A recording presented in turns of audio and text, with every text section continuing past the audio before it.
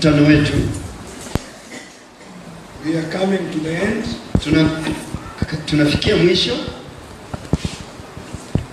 Mine is just to close.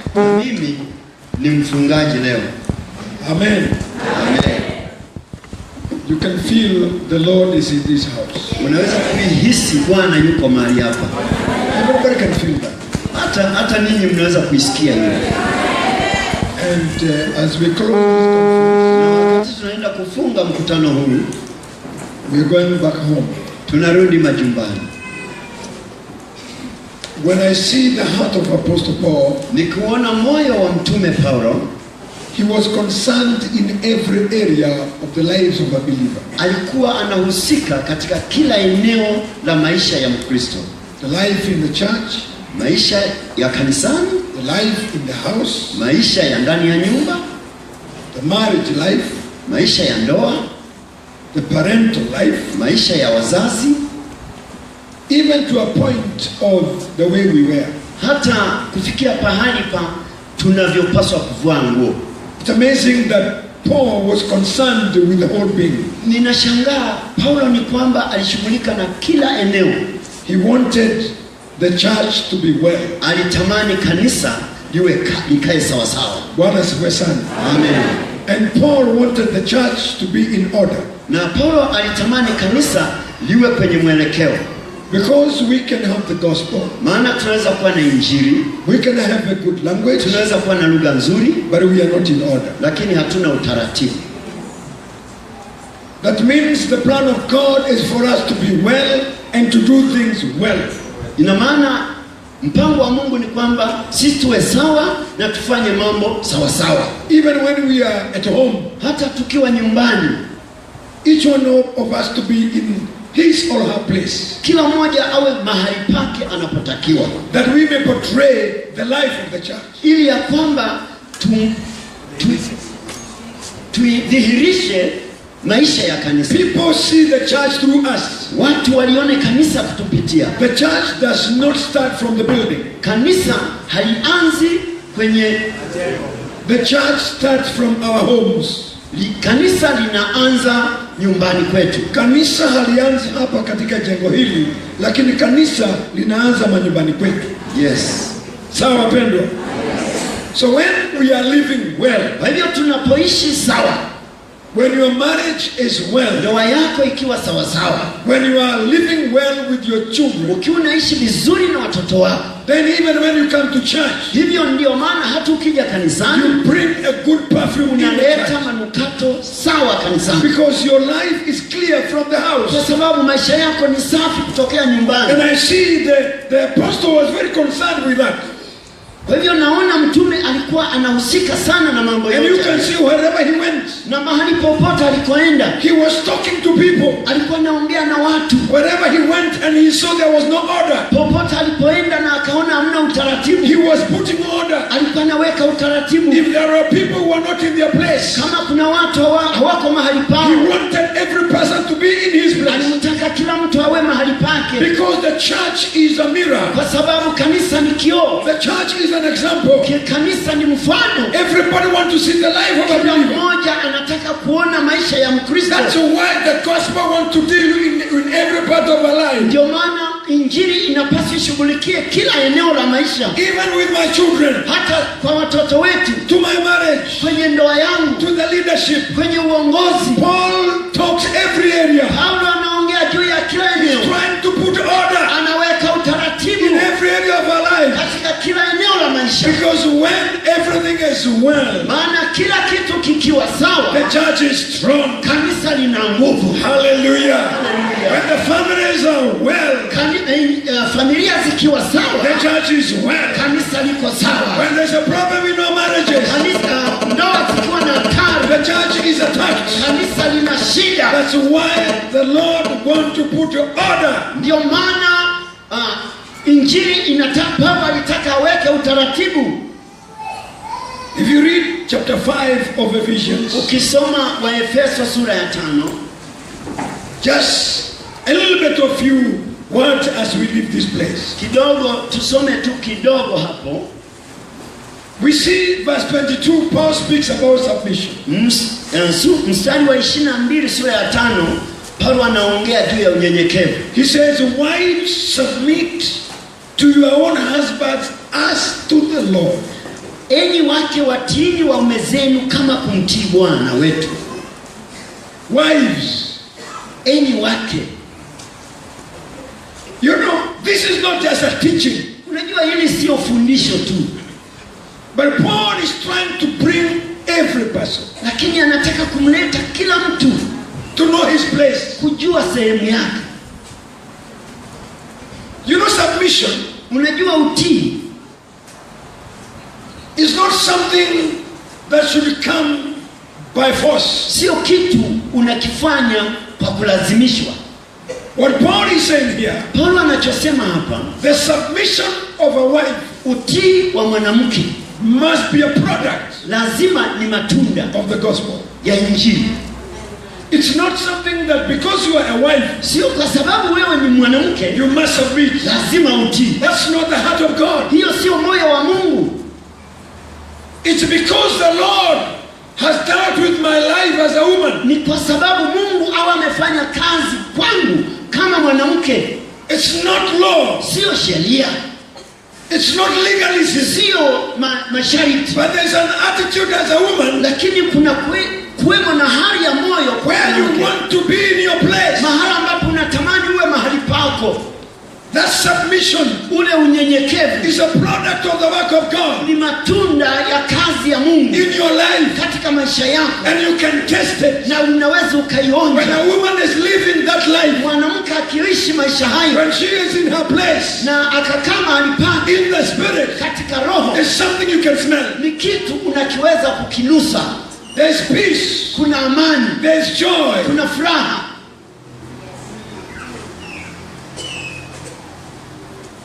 But if it's something that you are supposed to do because it's written, na ikiwa ni kwamba unatakiwa kufanya kwa sababu imeandikwa, it doesn't produce some perfume. Haiwezi kuleta manukato. Because that's law. Maana hiyo ni sheria. That's legalism. Hiyo ni masharti. That's a system. Hiyo ni utaratibu. But Paul is speaking to the wives in the church. Paulo anaongea na wake kanisani. How they must stay. Vile wanapaswa kuishi. Submission, utii, must be a fruit, lazima iwe matunda of the gospel, ya Injili. A fruit, matunda. That man, huyo jamaa, needs to smell that fruit. Lazima asikie harufu hiyo ya tunda hilo. It should not be a tribal thing. Hiwezi kuwa ni kwa sababu ni mila yenu, ni kabila lenu. That's a system. Hiyo ni kanuni, ni taratibu tu. It's not the work of God. Sio kazi ya Mungu. It's because there is a system. Ni kwa sababu tu ndio hivyo. Like here you can see there is a system, there is a, how do I put it? Niweke namna gani hiyo? Kuna ile, kuna tradition mnaita nini? Kuna mila. You find even some sisters here, kuna wadada hapa, when they come to give the offering, wakija kutoa sadaka, they do this to the box. Wanabonyeza miguu kwenye chombo cha sadaka. It's not because, wanapiga magoti. It's not because of the scripture. Kwa sababu ya andiko. It's not a product of the gospel. Sio mazao ya Injili. That is a traditional thing. Lakini ni kitu cha mila tu. Desturi tu. Exactly. That's because Chaga people do that. Kwa sababu Wachaga wanafanya hivyo. Wasukuma. Ndio Wasukuma. Yeah. Wanapiga magoti. If you go to Uganda, not to that. Ukienda Uganda sio hivi tena. Uganda they go down. Mpaka chini kabisa. It's not the gospel. Sio Injili. It's a system. Ni tradition. Ni mila. You can do that. Unaweza kufanya hivyo. You are kneeling down. Unapiga magoti. But you are standing. Lakini umesimama. Because it is not the act. Maana sio tendo. It must be the product. Ni uzao. I can kneel down. Ninaweza kupiga magoti. To that man. Kwa mwanamume huyu. But my whole body. Lakini mwili wangu wote. My whole system. Hali yangu yote. Is standing. Imesimama juu. I am doing it because I'm in Uganda. ninafanya tu kwa kuwa niko Or Uganda, maybe I'm a Chaka woman. labda kwa sababu mimi ni Or a Mchaga Sukuma woman. au ni Msukuma Or a woman from Sikida. au ni mtu wa Singida. Because if I do that, Kwa sababu nikifanya hivi if I don't do that, mimi, if I don't do that, kama nisipofanya hivi, my tradition will curse me. mira yangu nitalaaniwa. So it is not a product of the gospel. Kwa sababu hiyo sio tunda la That Injili. is my tradition. Huyo ni But mira God yangu. wants to bring me Mungu anataka kunileta to submit to that man. kunyenyekea kwa huyo Not baba, because of my tradition,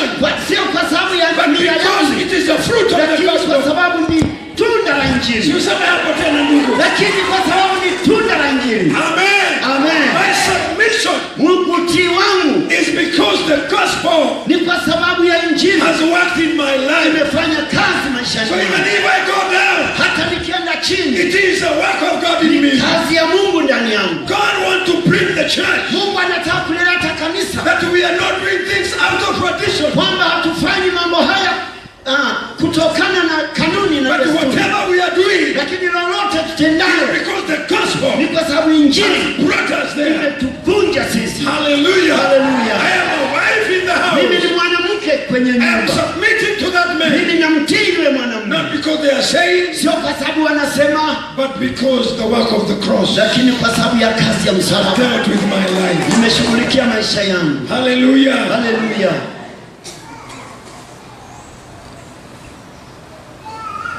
You know, when Paul speaks about this marriage, Unajua Paulo alipoongelea juu ya ndoa it's because there was too much rebellion. ni kwa sababu kulikuwa na uasi mwingi mno. Women were living another life. Wanawake walikuwa wanaishi maisha mengine, Men were living another life. wanaume wanaishi maisha mengine. And as an apostle, Na kama mtume, you know the work of an apostle, unajua kazi ya mtume, true apostle, kupitia mtume wa brings praise order in the house. analeta utaratibu nyumbani, He brings order. analeta utaratibu, He directs. anaelekeza. That anointing Ule upako has the authority to do that. una mamlaka ya kufanya hivyo. And Paul, as an apostle, Na Paulo kama mtume he has to bring order alitakiwa kuleta hiyo, because there was a lot of kwa sababu commotion, kulikuwa na mchanganyiko mwingi and the marriage na ndoa was not an example. haukuwa mfano. That's why he came and told the Vision Church, Sasa akaja kuongea na kanisa, wives, wanawake submit to your own husbands watiini waume zenu as to Christ. kama kwa Kristo. It's very serious. Inamaanisha kweli hapo, The way you humble your life to the Lord, unavyomnyenyekea Mungu wako you must submit. lazima It is umtii. an attitude of heart. Hiyo ni hali ya moyoni. Then he continues to say, Tena anaendelea kusema verse 24, therefore, just as the church is subject to Christ, so let the wives be to their own husbands in everything. lakini kama vile kanisa limtiivyo Kristo, vivyo hivyo wake nao wawatii waume zao katika kila jambo. That's what the Bible is telling us. Hicho ndicho Biblia inasema. That's the heart of the Lord. Huo ndio moyo wa Mungu.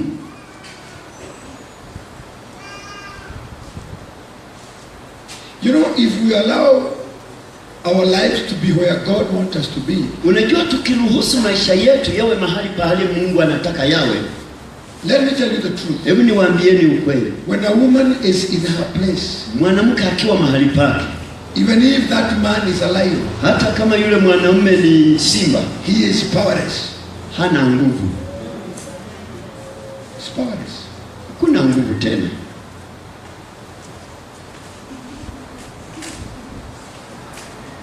That's why the Bible talks of a wise woman. Hivyo ndio maana Biblia inasema mwanamke mwenye hekima She builds with her own hands. huijenga nyumba yake kwa mikono yake mwenyewe. And then it says a foolish woman Na anasema tena mwanamke mpumbavu destroys with her own hands. huharibu, huvunja nyumba yake kwa That mikono means yake. your lifestyle can build Kwa hivyo maisha yako yanaweza kujenga and your lifestyle can destroy. au maisha yako yanaweza kuharibu.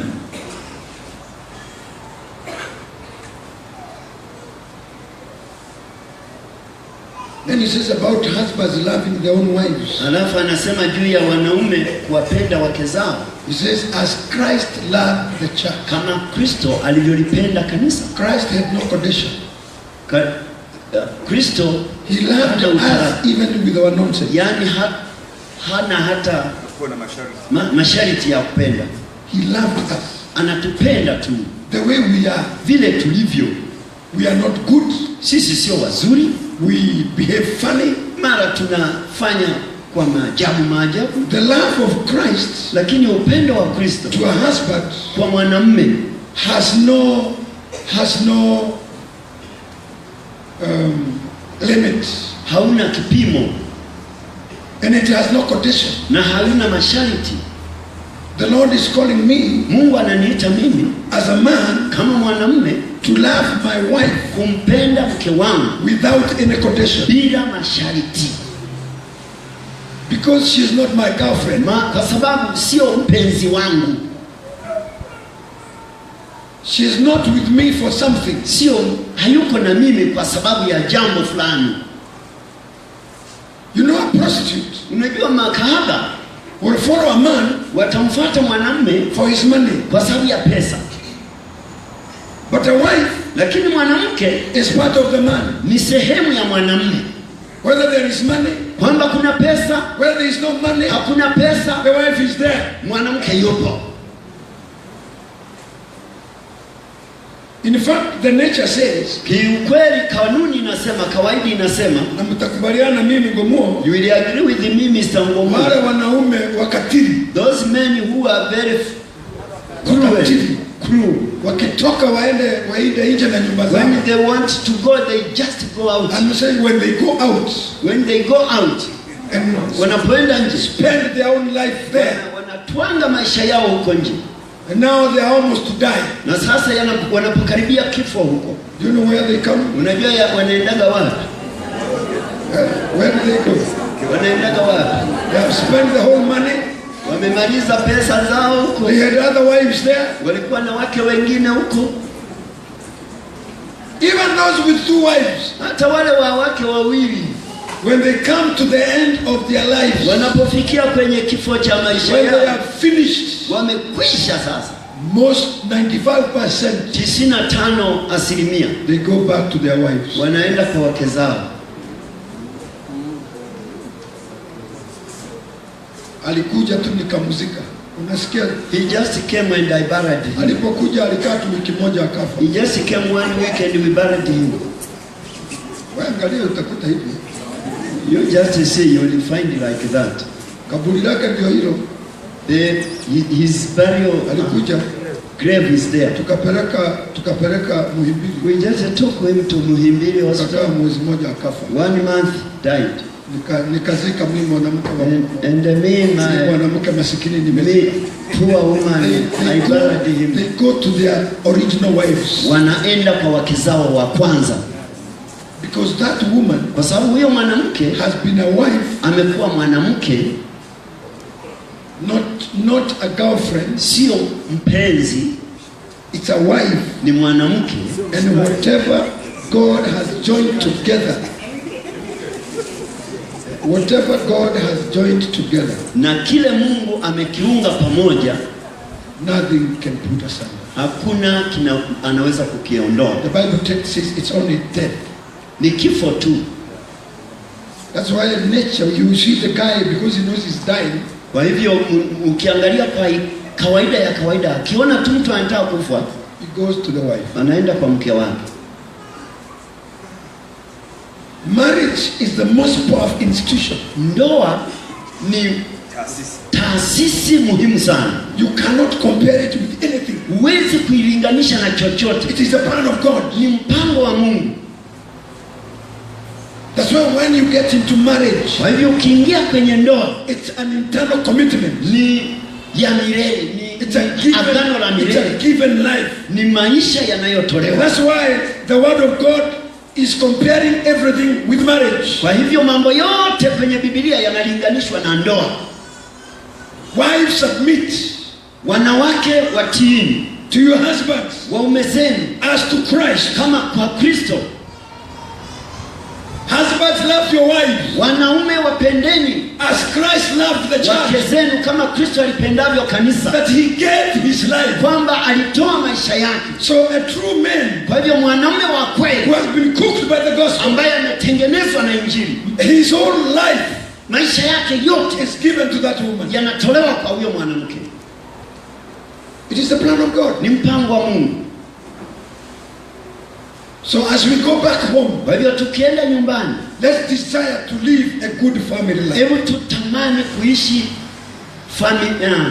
maisha ya The kifamilia. gospel is not powerful. Injili haina nguvu. When I leave this place Nikitoka mahali hapa and I'm still in the wrong position, na nikaendelea na mtazamo wangu wa peke yake, I'm living my own life, ninaishi maisha yangu, I have my own things. nina mambo yangu na vitu vyangu. Some of us, Wengine wetu we even have our bedrooms. hata tuna vyumba vyetu. Some of us, Wengine wetu we have our sacred banks. na tuna Sacred bank accounts. tuna akiba, tuna akaunti ya akiba ya kisiri. Some of us, Wengine we steal from our husband. tunawaibia waume zetu. Some of us, Wengine we live like strangers. tunaishi kama wapitaji. We behave to our wives Tunafanya kwa wake zetu like prostitutes. kama wamaraya tu, kama kahaba. The man leaves some money on the wallet, Mwanamume anakaa kwenye anaweka pesa yake kwenye wallet, and because you know he doesn't know how much, na kwa sababu unajua hajui ni ngapi, unachomoaga na huyu mwanaume asijue. you take it one by one. We are living a funny life in our houses. Tunaishi maisha ya ajabu kwenye We nyumba. are not clear. Hatuko sawa. Our relationships, Mahusiano yetu, we have more relationship with other people tuna mahusiano zaidi na wengine than our husband kuliko waume zetu, and our wives. kuliko wake zetu, And we are still in the gospel. na bado tuko kwenye Injili. I remember one morning I was in my office Nakumbuka asubuhi moja nilikuwa kwenye ofisi yangu a couple of years ago. miaka michache iliyopita, It's quite some time. nika muda kamepita, And a sister came crying na dada akaja analia very early morning. asubuhi sana. She was beaten by the husband. Ametandikwa na mume wake, She was crying, analia. and I just pitied her. Sasa nikamhurumia, And I prayed. nikamwombea. Before she had left, Kabla aondoke, the man came running, mwanamume akaja mbio, and his face was bleeding. na uso wake ulikuwa unatoka damu. And now he was asking me, Sasa ananiuliza, sasa huyu amekwambia nini? what have we told you? Angalia uso wangu. Look my face. Everywhere you could see the nails. Mahala pote ungeona makucha, Everywhere. The nails were everywhere. kila mahali makucha. Sasa pastor, Oh, pastor, unahubiri you are preaching msalaba. the cross. Angalia msalaba. Look now the cross. Huyu mshirika kwa msalaba. You are disciple of the Angalie, cross. angalie. Look Damu at it. inatoka. Sasa niambie, Look, pastor. tell me now, pastor. I was very ashamed. Nikaibika kweli, And I came to realize nikagundua she was not beaten, kumbe hakupigwa, but she beat. yeye alipiga.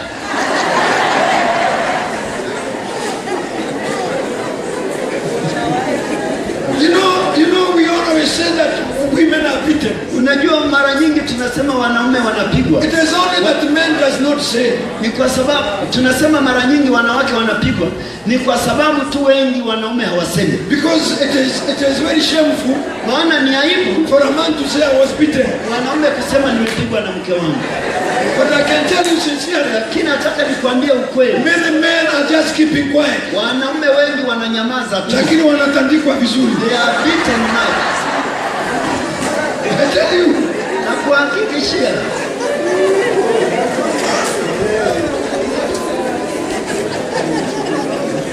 Now I didn't know whether I was to reverse the prayer sasa nikashindwa kuyarudia yale maombi. Or what did, because I said, Lord, Maana nilisema Bwana, touch that man, Lord. gusa yule mwanamume, Change his heart. mbadilishe moyo wake, Change his life. mbadilishe maisha. Give grace to my sister. Mpe neema huyu dada. And then after prayer, Baada ya maombi here comes the man. akaja mwanamume, Look at my face. angalia uso wangu. When we talk about the cross, Tunapoongea juu ya msalaba, is somebody who is broken. ni mtu aliyevunjwa. The strength of fighting Nguvu ya mapigano is gone. imekwenda. The cross has seized you. Msalaba umekunyanya kabisa, Seized. umekumaliza kabisa, You have no strength. huna nguvu tena. There are things I would want to do. Kuna mambo ningeweza kufanya, But when I'm pumped up, lakini nikitiwa pumzi within 10 minutes, kwa dakika 10, oh, baadaye inaisha.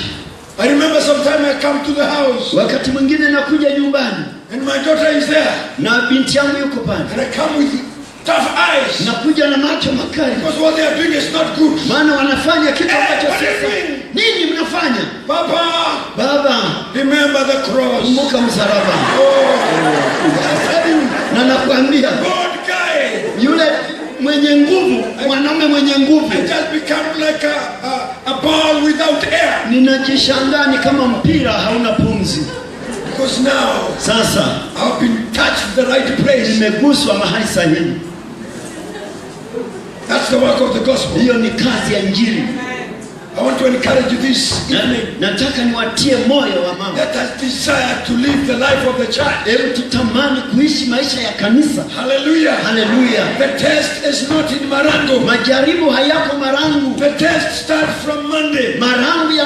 Majaribu yanaanza Jumatatu. When you go back home, Ukirudi nyumbani, what you have heard, kila umesikia I can promise you, na kuahidi it will be tested. kitajaribiwa.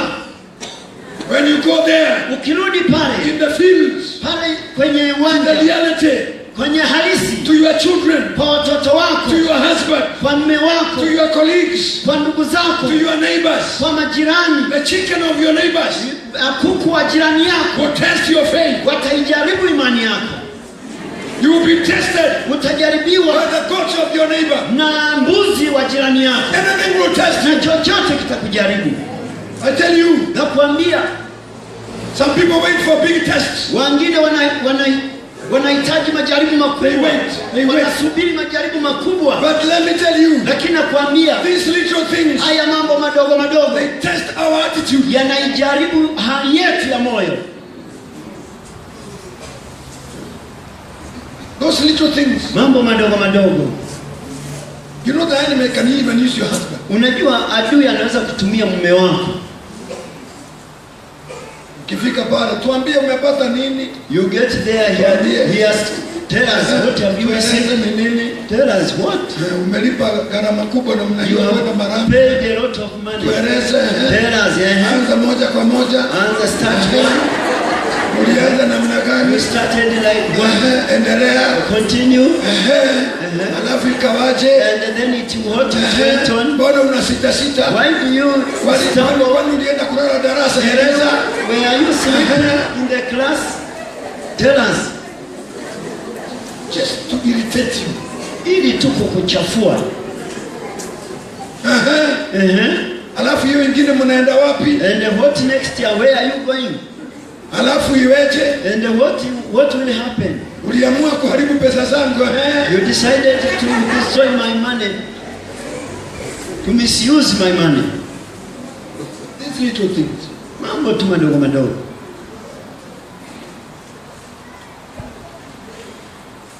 I pray that you go and become a wife of the gospel. Naomba uende na uwe mwanamke wa Injili. The wife of the gospel. Mwanamke mama wa Injili. We want to hear what God is doing. Tunataka kusikia Mungu anachokifanya.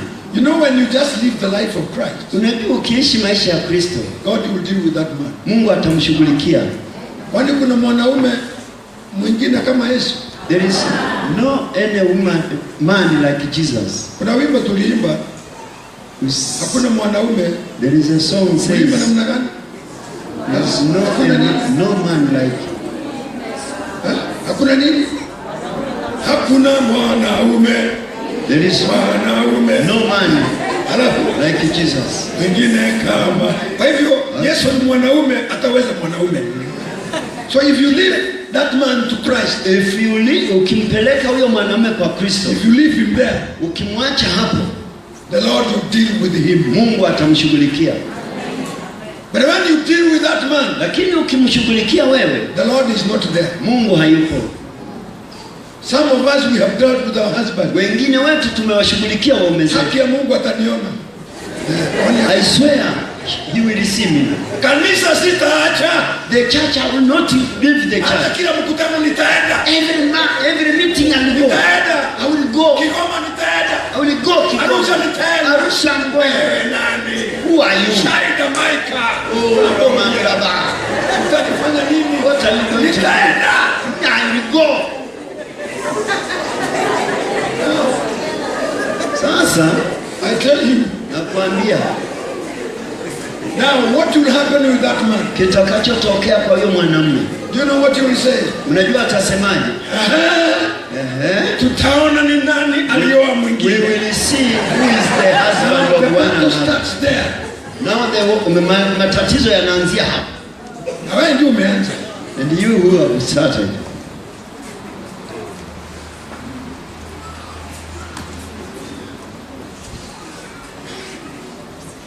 Na unajua wanaume wengine wanangoja kitu kidogo tu. And you know, some men, they just wait for a very small, Umwaga tu chai, just imwagikie meza. you pour, just pouring the tea, Kidogo tu. and it just pour, it come to the table. Ile kibui Teresa imwaga chai pale.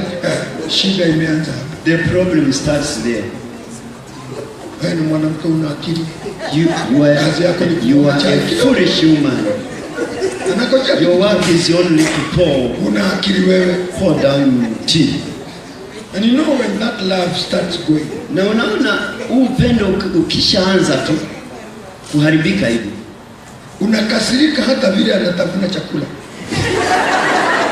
Ni kweli. you become hungry even if he's just chewing Sasa kashenga huyu ni food. mwanaume wa aina gani? Even if he's chewing food like Anakula chakula tunamwagikia. eating. Huyu ni yule mwanaume. This man Sio mwingine. is The same woman. this man.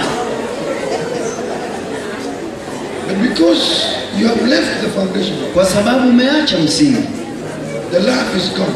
upendo umeondoka, Submission is gone. utii umeondoka, The life of the family is something. maisha ya familia yanaharibika. Now you find you discuss your husband with your children. Sasa unaanza kujadili juu ya mume wako na watoto. Ni kweli, Just go when things are not well in the family. nenda kwenye familia ambayo mambo yameharibika, You will see kids are divided. utaona watoto nao wamegawanyika. Kuna watoto wa mama There is children for man na watoto wa baba. and children for father. And most times Na mara nyingi women start the game. watoto wanawake ndio wanaanza mbio, wanaanza fujo.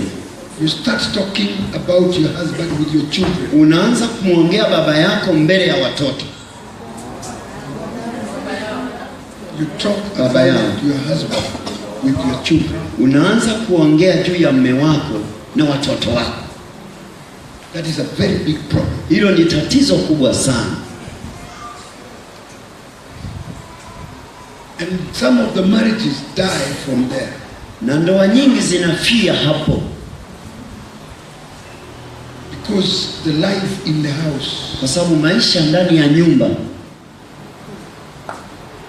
If you can argue with your children, with your husband, Ukishindana ukaanza kubishana na mume wako, make sure it is not before your children. hakikisha basi isiwe mbele ya watoto wako. If it is a must, you fight. Na ikiwa ni lazima kufanya hivyo, Fight in your bedroom. pambaneni chumbani. but save your children like that. Okoeni watoto wenu kwenye hilo tatizo janga.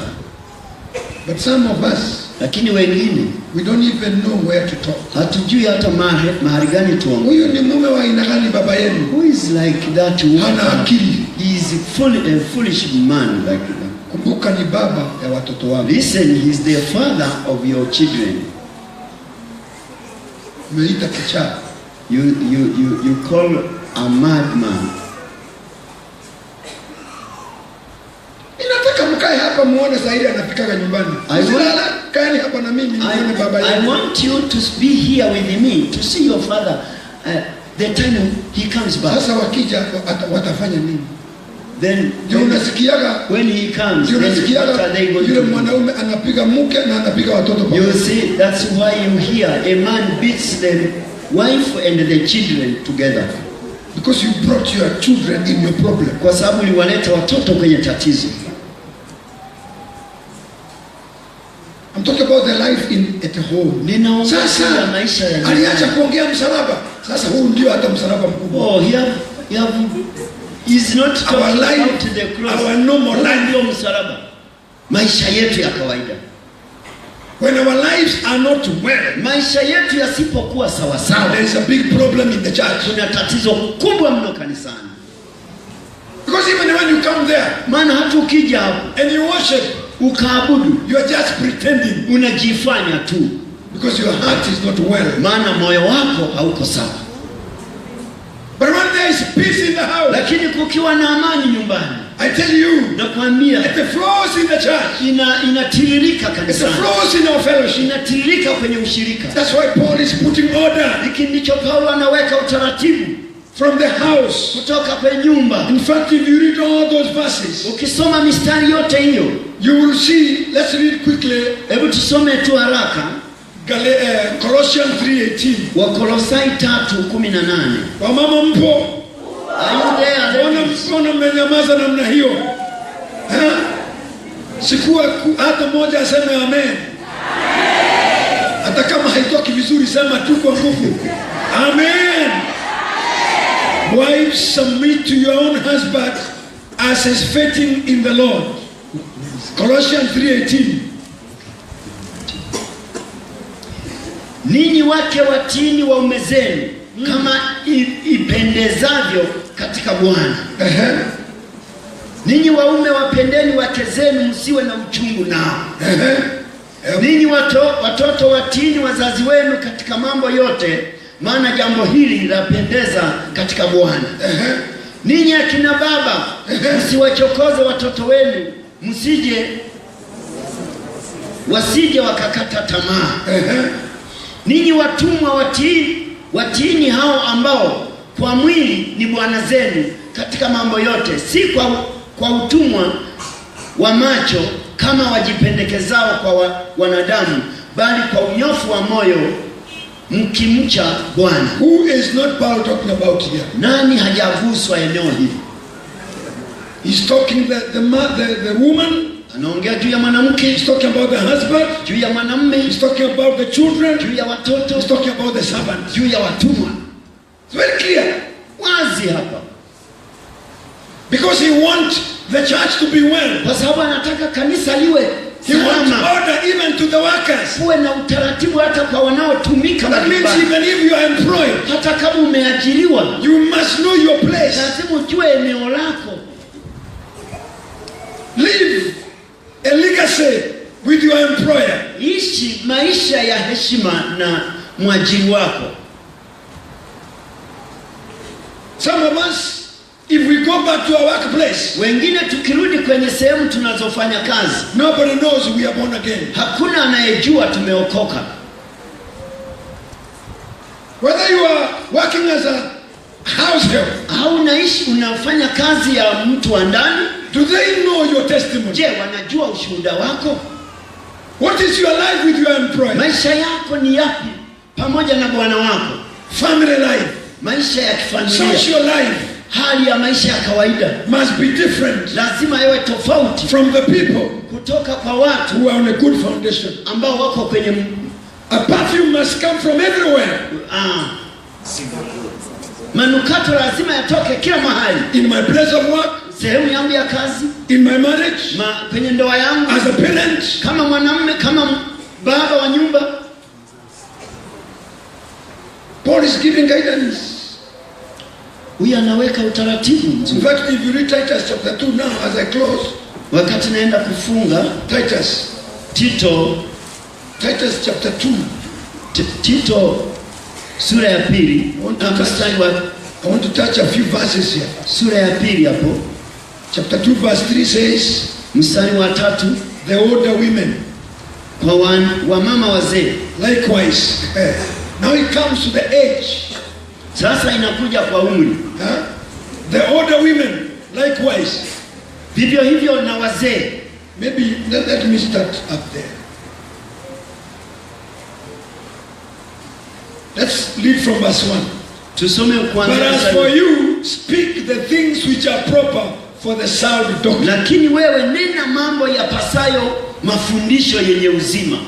That the older men, ya kwamba wazee wawe be sober, reverent, temperate, sound in faith, in love, in patience. Ya kwamba wazee wawe wenye kiasi, wastahivu, wenye busara, wazima katika imani na katika upendo na katika saburi. The older women likewise. Vivyo hivyo na wazee wa kike. That they may reverent in behavior, not slanderous, not given too much wine, teachers of good things. Na wawe na mwenendo wa utakatifu, wasio wasingiziaji, wasio wenye kutumia mvinyo nyingi, bali wafundishao mema. That they admonish the young women to love their husbands, to love their children. Ili wawatie wanawake vijana akili, wawapende waume zao na kuwapenda watoto wao. To be discreet, chaste, homemakers, good, obedient to their own husbands, that the word of God may not be blasphemed. Na kuwa wenye kiasi, kuwa safi, kufanya kazi nyumbani mwao, kuwa wema, kuwatii waume zao wenyewe, ili neno la Mungu lisitukanwe. Amen. Amen. He's touching every area of a human being. Kila eneo la mtu analigusa. The life of a Christian. Maisha ya Mkristo yote. To the age. Kwenye umri fulani. Old men. Wazee wa kiume. Live well. Muishi sawasawa. Be an example to the young people. Muwe mfano kwa wale walio chini yenu. Those old men. Nyinyi wazee. Even in marriage. Hata kwenye ndoa. Brother Kombe. Mzee Kombe. There are young marriages. Kuna ndoa za watoto. That's what Paul is saying here. Paulo anasema the old marriages. Ndoa zilizokuwa kwa muda mrefu must be an example to the young couples. Ziwe mfano kwa zile zinazokuja nyuma yake. That's what he is saying here. Hiki ndicho anasema hapa. The old women. Wanaume wa mama wazee. To live a good legacy. Waishi maisha yenye utaratibu. That they may be an example. Ili wawe mfano. To these young women. Kwa wamama hawa vijana. We must be example. Lazima tuwe mfano. In our age. Katika umri wetu. The way we live. Vile tunaishi. The way we serve Jesus. Vile tunamtumikia Mungu. That's what the apostle is saying. Hicho ndicho mtume anasema. Our lifestyle. Maisha yetu, mtindo wa maisha yetu. Kwenye umri wetu. Our marriage. Kwenye ndoa zetu. There must be a legacy. Lazima kuwe na utaratibu. The gospel must smell. Injili lazima inuke. If we do not live that life, usipoishi maisha haya, the word of God is going to be blasphemed. Neno la Mungu halina nguvu. That's why today, hii ndio maana the leo world does not respect the church. Dunia haiwezi kulisadiki kanisa. Because church people, kwa sababu watu wa kanisa, they live the life of the world. Wanaishi maisha ya duniani. They are not examples. Sio mifano. When they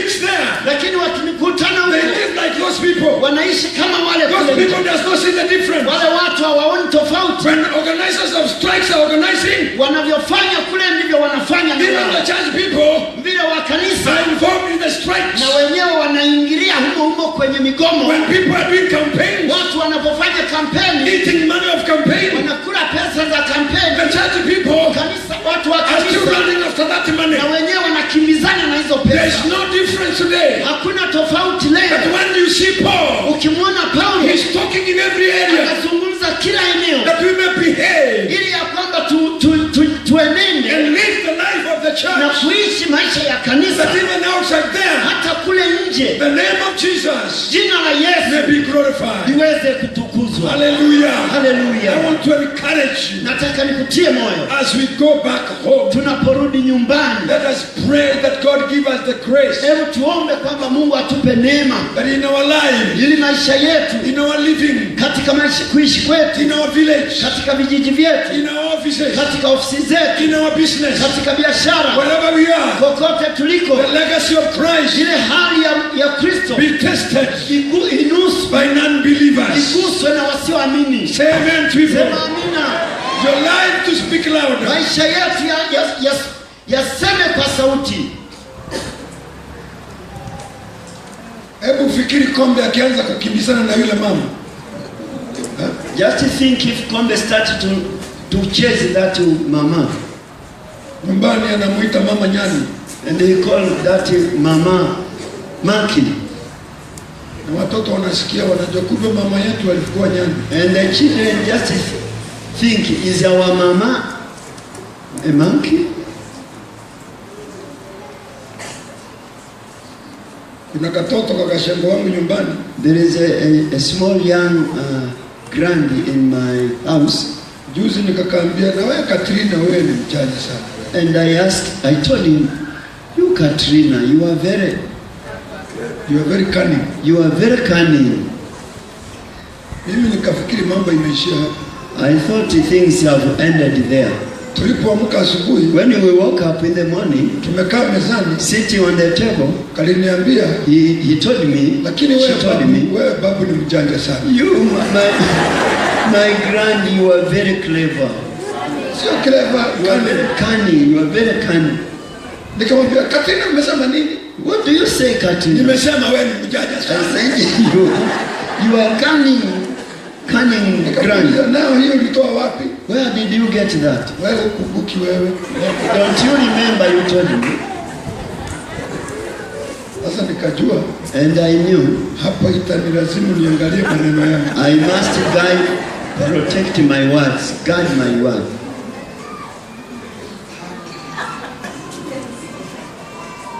Maana sasa nimeitwa mjanja. Now I'm being called a cunning man.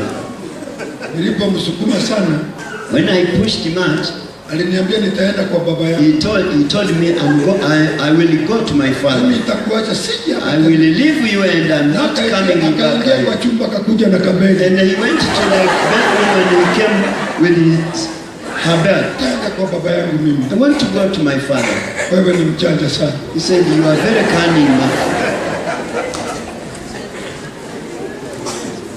Hivyo yule mtoto wako, So that small your child, ukisema baba yake ni mkorofi, if you say just your father is a cunning man, anakojea yule baba mkorofi. is waiting that father to see. Jamani, maisha ya kanisa ni kuanzia The church starts from your house. tuangalie watoto wetu, maana ni generation. We must be aware with our children because it is we are the Wakati mimi future. nasafiri, ninaachaka gari yangu hapa, When I travel, I just leave my car there. na watoto wa siku hizi sijui wanakuwa namna And you know, gani. the children of today, I don't know Mama how they grow. anachukua gari yangu When my wife takes my car kuipaki mahali pengine, and parking somewhere, wakati mama hayuko, when my mother is yule not mtoto there, akaja akaniambia, that small, unajua waliendesha gari yako? you know they were driving your car. Waliendesha, They were driving. waliendesha gari yako. They were driving your car. Nikauliza, wakapeleka wewe, Ask, si unajua shosho you know our grand. akija kananyamaza, When the grand comes, he keep quiet. lakini kanahakikisha But he makes sure, lazima nijue she makes sure I must know gari yangu iliendeshwa. my car was driven. Na wewe unamuita baba nyani, And you call your father a monkey, your husband a monkey. Na yule mtoto anasikiliza. And that child is listening. Kuna mbegu unapanda. There is a seed you are planting. Maisha nyumbani. Life at home. Mwambie mwenzako maisha ya nyumbani. Life at home. Tell me. Maisha nini? Life at home. At where? Our words. Maneno yetu. Whatever. I know that the life of two people is tough. Maisha ya watu wawili najua ni magumu kidogo. But we must make sure. Lakini lazima tuhakikishe We live well with our children. Tunaishi vizuri na watoto wetu. With our husbands. Na waume zetu. That girl coming up. Yule dada. She is watching the mother. Anamwangalia mama. How she deals with the husband. Vile anavyofanya na mume wake. That's why those girls was come from foreign homes. Wale wadada wanaotoka kwenye nyumba za wasiojulikana. Foreign homes.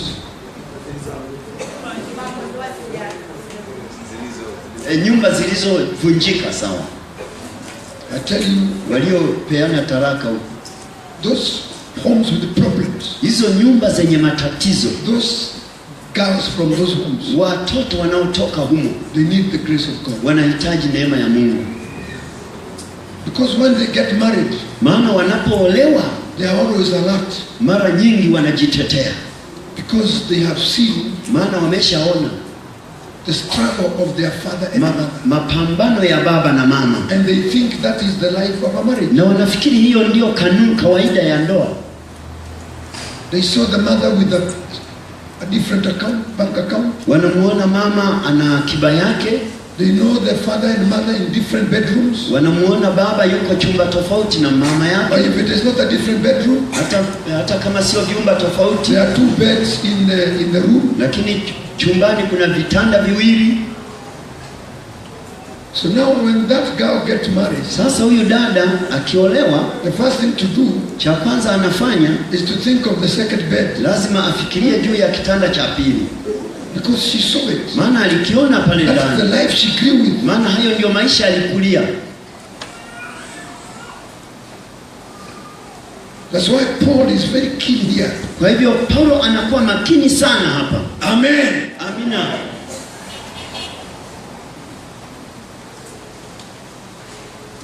Let's redeem time. Hebu tukomboe wakati. Sisters, wadada, let's redeem time. Hebu tukomboe wakati. Jesus is coming soon. Yesu anarudi mapema. Even the way we do our lives. Vyovyote tunavyofanya maishani mwetu. A sister came to me just dada mmoja alikuja here and she was asking me, na mambo ya nywele mchungaji utasema nini? She asked me, what about my hair? What the gospel has nothing to do with hair. Injili haifanyi chochote, haina habari na nywele zako. But he's pointing your life. Lakini anaangalia moyo wako. But now, lakini sasa, there is a way you can concentrate on something. Kuna namna unaweza kung'ang'ana na jambo, and it becomes like an idol. Na sasa linakuwa kama sanamu. If I love my hair more than Christ, kama nikimpenda nywele kuliko Kristo wangu, then what will happen? Sasa kutatokea nini? Siulize mwenzako, umependa nywele zako kuliko Mungu. Just ask you. What will happen? You love your hair more than Christ. You better get late for church. Ni vizuri kuweka na. You better. That's what some of us. Ni vizuri. It is better. Some of them, and you better get late for church and make your hair. Afadhali uchelewe kanisani ukatengeneza nywele. Yaani ni afadhali hatuchelewe kanisani ili uende kutengeneza nywele. Si ungesema hivi? Afadhali uchelewe kanisani ili utengeneze nywele. There are sisters who miss church. Kuna Wakristo wadada wanaacha kwenda kanisani to go make hair ili kwenda kutengeneza nywele. Now the apostle will tell you. Sasa mtume anasema, you tell you, anakuambia. Do you know what he tell you? Anakuambia nini? Can I say? Je, niseme? Let me read 1 Peter. Hebu nisome Petro wa kwanza hapa. The life at home. maisha nyumbani. Verse 3 says what? Mstari wa 3 anasema, sura ya 3, Do not let your adornment be merely outward. Verse 3. 3:3.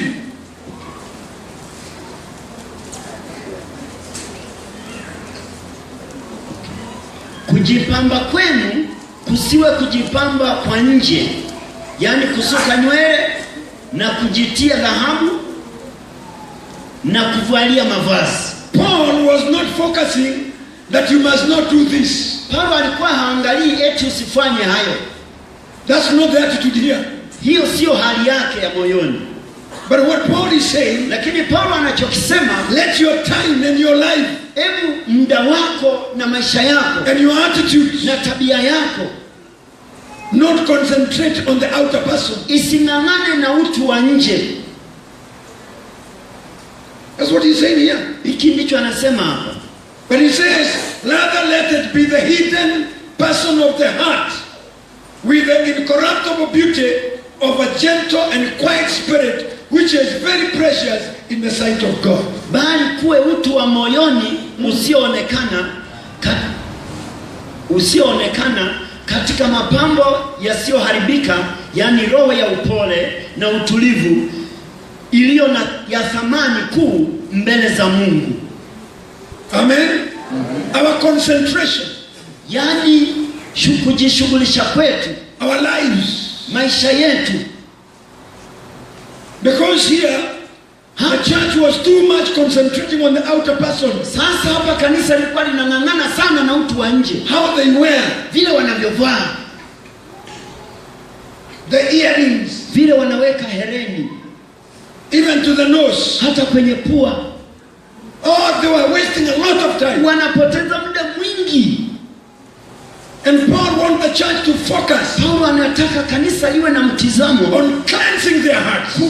kutengeneza mioyo yao, Their hearts to be well. mioyo yao iwe safi. Because you can be a very beautiful woman, Unaweza kuwa mrembo wa kutisha, but with a very bad heart. lakini mbaya wa kutisha, Carrying a bad heart. umebeba moyo And mbaya. that's why Paul is saying, Hiki not let it be the hidden person of the heart. kwamba Tumia muda mwingi kumtengeneza mtu wa ndani. yes, Yes. Take a lot of time tumia muda mwingi to make sure the person of the heart is well. kutengeneza mtu wa rohoni kuwa safi. Your heart is well. Moyo wako safi, You are well in your life. uko sawa maishani mwako. Your outer person does not come first, Yule wa nje haji kwanza, but the inner person comes first. lakini wa ndani aje wa kwanza. Let number one be number one. Hebu namba moja iwe moja, The kingdom of God, ufalme wa your Mungu, relationships, mahusiano your yako, walk with Jesus, kutembea na Yesu, your life with Jesus. upendo kwa Let Yesu. it be number one. Hebu iwe namba ya kwanza, Concentrate on that life. maisha yetu yawe hapo. Hallelujah. Haleluya. Let that time making sure tuhakikishe the man of the heart mtu wa ndani is well. yuko sawa. Hallelujah. Haleluya. Lakini unaweza kuvaa kitenge. You can Sasa kitenge, jioni kingine, kesho In the kingine, morning siku different. nyingine kingine, nywele, siku hizi nywele ni makofia, Yeah. unaweka hii, kesho ni ingine. I tell you, you waste a lot of time. Unapoteza muda mwingi. Some of us, we are too expensive. Wengine ni ya ghali sana. Please bring some money to the church. Leta pesa hizo kanisani. We want to serve Jesus. Tunataka tumtumikie Bwana. Because that body Maana huo mwili is going to the grave. unaenda kaburini. Don't spend too much. Usipoteze muda, usipoteze pesa nyingi hapo. Nywele ya Wahindi, nyingine ya Wajapani, India, nyingine ya yeah, Wakorea, Japan, nyingine sijui ya watu gani, Korea, na yeah, sijui ingine ni ya nani. Masai. Yeah.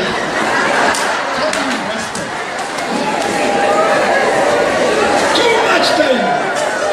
Muda mwingi sana. Paulo anasema tukiukomboa wakati, tukiukomboa, redeeming the time, redeeming the time, tukiukomboa wakati, because the days are evil. kwa sababu wakati ni wa uovu. We are living in the last time. Tunaishi kwenye siku za mwisho. Too much evil. Uovu ni mwingi mno. Don't spend too much time. Usipoteze muda mwingi. Changing the face to be yellow. Unabadilisha uso uwe kijani. Uwe njano. I tell you, doing this and that and this. Nakwambia hiki, weka. I tell you. Nakwambia. Until you look like a mpaka unaonekana kama Cinderella.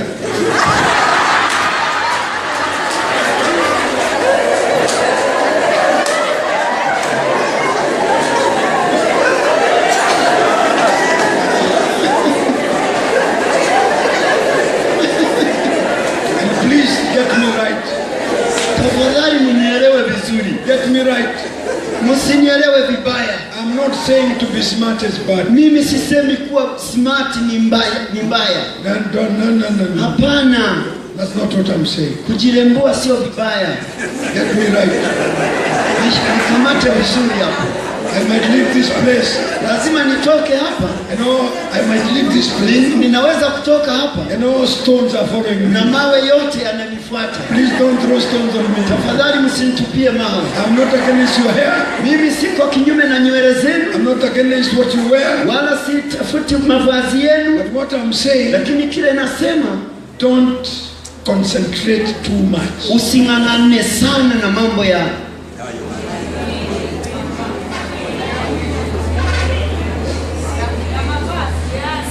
Using'ang'ane sana na mambo ya mavazi. Nisaidie, hebu simama useme vile nimesema.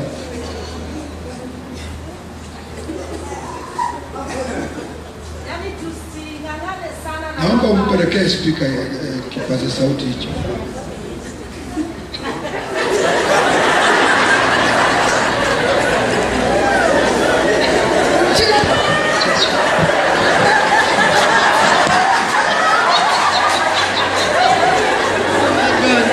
Mchungaji anasema hivi, tusing'ang'ane sana na mavazi, wala tusisumbuke sana na mavazi, na tusipoteze muda mwingi sana na mavazi, tunafaa kukomboa muda. Manywele sitasema.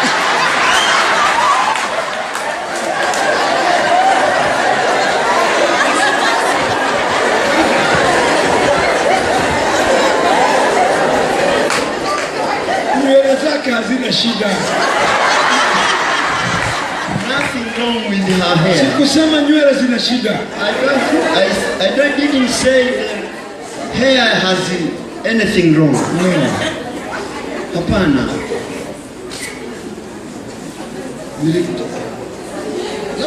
Labda mkusikia vizuri.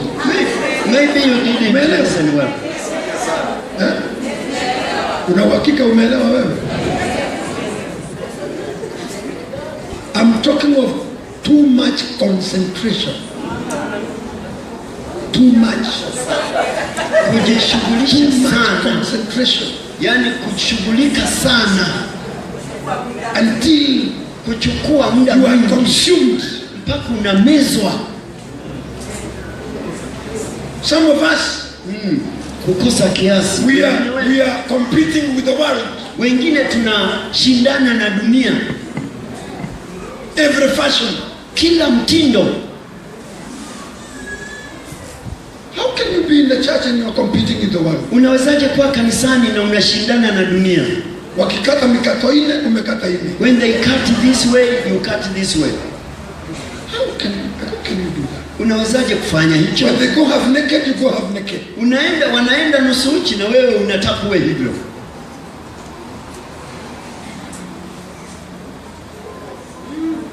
That's what I'm saying. Hicho ndicho nasema. We cannot compete with the world. Hatuwezi kushindana na dunia.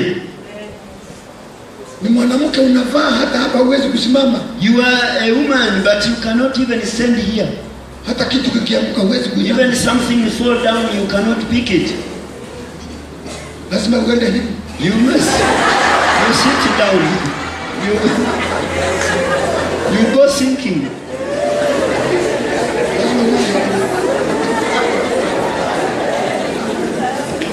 Fikiri mke wangu akishindana na wasichana wake. Think of my wife to compete with her daughters. And the word of God is saying the older women. Na neno Au haikuandikwa hivi jamani? wanawake wazee.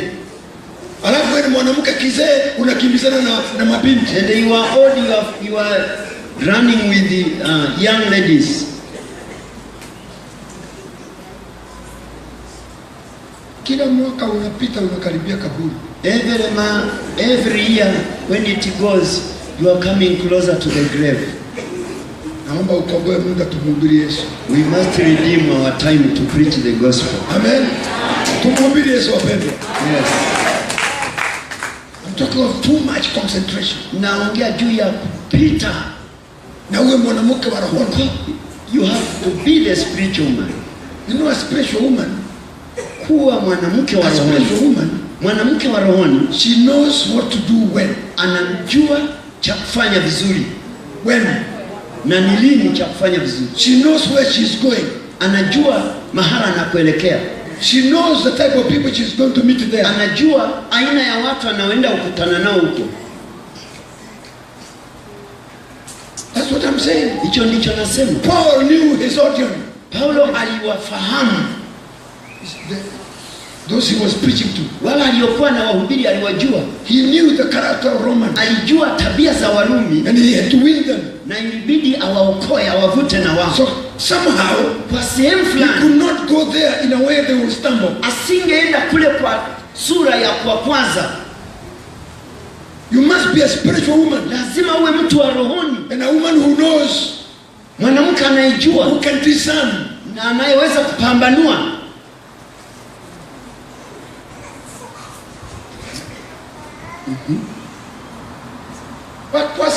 Wasike tu. Let them stumble. I'm free. That's another spirit. Hiyo ni roho nyingine. Ukijua ukienda kule Tanga hawataki hereni zako. Acha nyumbani. If you go to Tanga they don't like your rings. Leave them at home.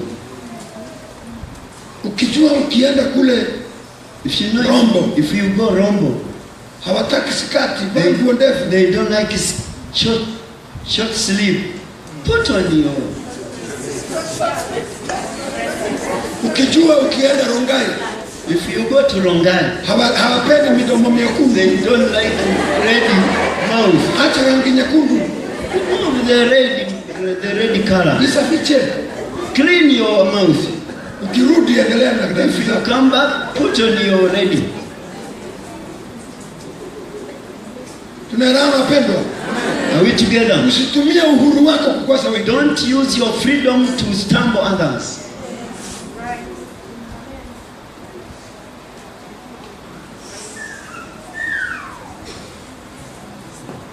Tunaenda nyumbani. We are going home. Lazima tujue vile tutaishi kule. We must know how are we going to live there. We want to hear the results of this meeting. Amen. Amen. Paulo anasema kila kitu kifanywe na order na utaratibu mzuri. Paul is saying everything must be in order. Amen. Amen. Kuna jamaa mmoja alienda Mauritius. There is one guy who went to Mauritius. Ni rafiki ya Mpule. He's the friend of Mpule. Alipokuja, when he came back, na ni mzee and he's old, aliweka kinyasa. He said he put on short na t-shirt and a t-shirt imeandikwa Mauritius, written Mauritius. Akaenda kuhubiri naye. And he went to preach with the short. Sasa now unajua miguu ambaye haijawahi kuona jua, the legs that does not see the sun, hata kara yake inakwambia hii miguu haijapata jua. Even the color is different. Na unajua watu wa Mauritius, you know the Mauritius people, maisha yao kuvaa suruali. It is life, they are life to wear short. Nimeenda pale wanavaa suruali kila mahali. I just see them wearing trousers. Kwa baharini, kaptura. Yeah. Shorts even. Sasa mnanielewa tu kwa kuna shida gani? Kaptura. They just put on shorts. Baharini, in the sea. Na wale mfundisha Amos amejaribu. And Amos was taught, he's trying, he tries. Lakini hajawahi kwenda kuhubiri na But he kaptura. have never went to preach with a Lakini yule shot. mzee But that old man, alienda kwa mkutano na he kaptura went to the meeting with a shot. na short. Ukiangalia alisahau amepaka hata mafuta kidogo. He forgot he could put some oil to his legs. Sasa watu wakaniuliza mchungaji, And then people were asking. tena ni kwetu kule Kianjogu. And you know, it was there, Kianjogu.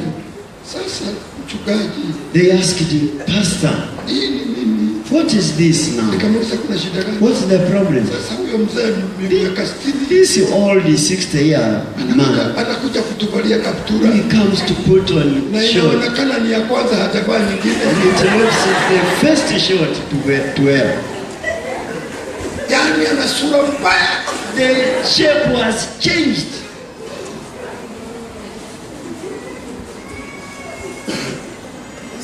Huwezi kuiga tabia zingine. You cannot copy some other traditions.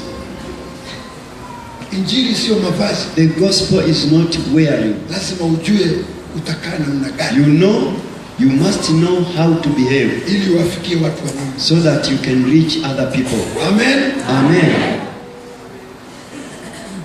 Naona mama tukienda ananiambia na sitaenda na hii. Always when I see my wife, she says, no, I'm not going with Hata this. mko sitavaa suruali. Even I'm not going to put Naitwa on nini? short. Nao mnaita nini wrong? Suruali. Suruali. I'm not going to put on trouble. There. Anajua anaenda wapi. She knows where she's going. Hata anajua Watanzania wengi hawapendi suruali. And she knows many Tanzanians does not like. Anajua, ananiambia nilienda Tanzania. I went to Huku Tanzania. hawapendi sana. There they don't much like it.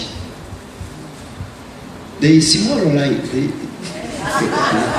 a bit. Na sio dhambi kuvaa. It's not a sin to wear. Usihukumu kwa sababu wanavaa. Don't judge because they wear. Unajua kuna wengine wana hasira. But you know some people they are very angry always. The issue is not that. Swala sio hilo, It's that attitude. tabia hiyo.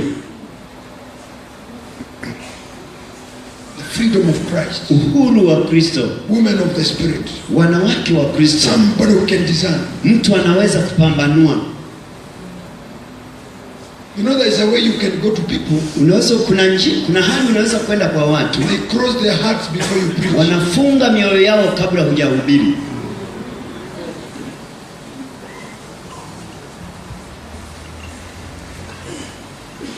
May the Lord help us. Mungu atusaidie That as we go back home, wakati tunaenda nyumbani, He gives us that grace atupe neema hiyo to live His life. kuishi maisha yake. Amen. Amen. The life of Christ. Maisha ya Kristo, A woman of Christ. mwanamke wa Kristo, That wherever we go, kwamba popote tuendapo we preach the gospel. tunaihubiri Injili. Audrey last week went to Cote d'Ivoire. Audrey Burkina Faso. wiki iliyopita alienda Burkina Faso. She was invited by Assemblies of God, Alialikwa na wa Assemblies of God, Pastors' Wives Conference. wake za wachungaji, mkutano wa wake za wachungaji. There were a lot of women. Kulikuwa na wanawake wengi. And you know that old believer of Assemblies, Unajua hao wazee wa zamani wa Assemblies, you cannot wear a trouser. huwezi ukavaa suruali. And they made Audrey to dress like a typical African woman. Ilimfanya Audrey avae kama Mwafrika wa asili wa. From day one to the end. Siku ya kwanza mpaka ya mwisho. Because she could not stumble people. Ili asiwakwaze watu. You cannot use your freedom. Huwezi kutumia uhuru wako to stumble people. Kuwakwaza watu. That's why we need to be wives of the Spirit. Ndio maana tunatakiwa kuwa na hekima ya rohoni. Wives who knows. Wamama wanaojua. You know, a woman has a sixth sense. Unajua wanawake wana hisia sita. They can touch things quickly. Anaweza kugusa mambo haraka. And I'm sure na hakika when you become a good spiritual woman, ukiwa mwanamke mzuri wa rohoni, life will come from that home. Maisha yanakuja pale nyumbani. Something new will happen. Kitu kipya kitatokea. The gospel will go quickly. Injili itaenda haraka. Don't forget, in all churches, usisahau kwamba makanisa yote 75% are women. 75% ni wanawake. This church, hili kanisa, you can count men. Unaweza kuhesabu wanaume. 75%. 75% are women. Ni wanawake. And the men who are here, na wanaume walio hapa, most of them, wengi wao, are Gerard who are growing in the church. Ni Gerard aliyekulia kanisani. That age. Most of the old men, wazee. you don't see them. Wengine hatuwaoni. That's why hii ndio maana you are an army. Wewe ni jeshi. And when you are well, na ukiwa sawa, the gospel will go quickly. Injili itasonga haraka. Amen. Amen. That's why we are looking for sisters. Hiki ndio maana tunawaangalia kina dada to preach the gospel. Waihubiri Injili. I was encouraged by Brother Mickey in Zimbabwe. Nilitiwa moyo na Mickey Zimbabwe. He encouraged the women. Aliwatia moyo wanawake to rise up and preach the gospel. Wainuke wahubiri Injili. You know, there are people who think CTMI women does not preach. Unajua kuna watu wanafikiri watu wa CTMI wanawake wahubiri. No. Hapana. CTMI women, wanawake wa CTMI, are good preachers. Ni wahubiri wazuri mno. I know we have a lot of preachers here. Tuna wahubiri wengi hapa. Amen. We have never said a woman cannot preach. Hatujasema wanawake wasihubiri. No. Hapana. We have never said that. Hatujasema hilo. What we have said, kile tumesema, is order in the house. Utaratibu ndani ya nyumba. Order in your place. Utaratibu mahali pako. Even in the leadership of the church. Hata kwenye uongozi wa kikanisa. It's not that a woman cannot be in the leadership. Si kwamba mwanamke hawezi kuwa kwenye uongozi. That's not what we say. Hapa sivyo ndivyo. But what we always say, lakini kile tunachosema, we talk about authority. Tunaongea juu ya ile mamlaka.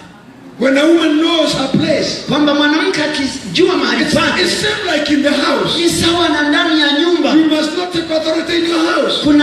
Kuna mamlaka ndani ya nyumba. You must not take authority.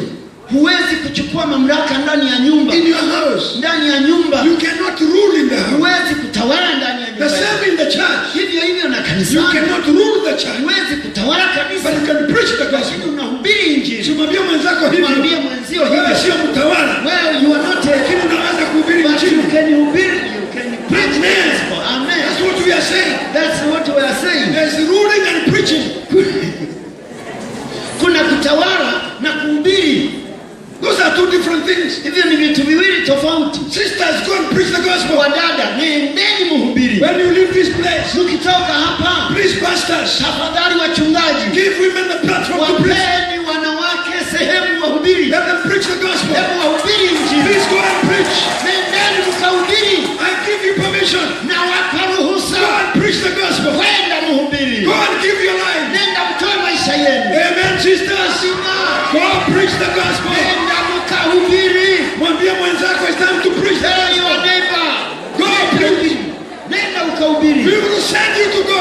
Tunakutuma uende. And go preach. Nenda ukahubiri. We will send you everywhere. Tutakutuma popote. Shinyanga. Kama Shinyanga. In Musoma. Kama Musoma. Everywhere. Kokote. Go preach the gospel. Nenda hubiri. But I warn you. Lakini nakuonya. Don't rule. Usiende kutawala. Very simple. Kirahisi tu. Don't rule. Nenda usitawale. When you rule, ukitawala, you are out of order. Umetoka kwenye mstari.